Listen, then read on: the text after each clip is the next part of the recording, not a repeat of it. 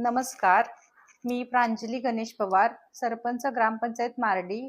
आज मी 21 बिबिदारफळ जिल्हा परिषद गट आणि 41 मारडी पंचायत समितीतील माझ्या मतदार बंधू भगिनींना एका पवित्र कर्तव्याची आठवण करून देण्यासाठी ते समोर आले आहे.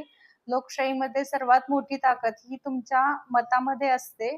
आपली लोकशाही अधिक बळकट करण्यासाठी आणि गावाच्या सर्वांगीण विकासासाठी मी आपणा सर्वांना आवाहन करते की येत्या मतदाना दिवशी कोणीही मागे न राहताना सर्वांनी आपले अमूल्य मतदान नोंदवावे.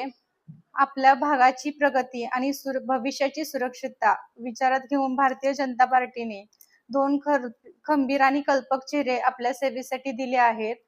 जिल्हा परिषद गटातून इंद्रजित भाऊ पवार आणि पंचायत समिती गणातून तेजस्विनी अमोल बोराडे हे निवडणुकीच्या रिंगणात आहेत. आपल्याला असा प्रतिनिधी हवा आहे की जो निवडणुकीपुरता उभे न राहता आपल्या संकटकाळी आपल्या पाठीशी उभा राहायला पाहिजे.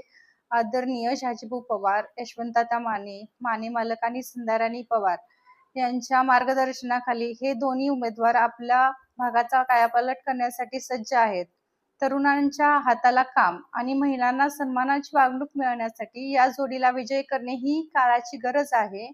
मी सरपंच म्हणून काम करताना अनुभवले आहे की सक्षम प्रतिनिधी असल्याशिवाय विकासाचा निधी आपल्या गावापर्यंत पोहोचत नाही. म्हणूनच विकासाची गंगा अखंड ठेवण्यासाठी, लोकशाहीचा हा उत्सव साजरा करण्यासाठी आपल्या सर्वांचे मतदान इंद्रजित भाऊ पवार आणि तेजस्विनी बोराडे यांच्या पाठीशी असू द्या. लक्षात ठेवा, तुमचे मतदान हे केवळ उमेदवाराचे भविष्य ठरवणार नाही तर मारडी गणाचे आणि बिबिदारफळ गटाचे भाग्य बदलणार आहे.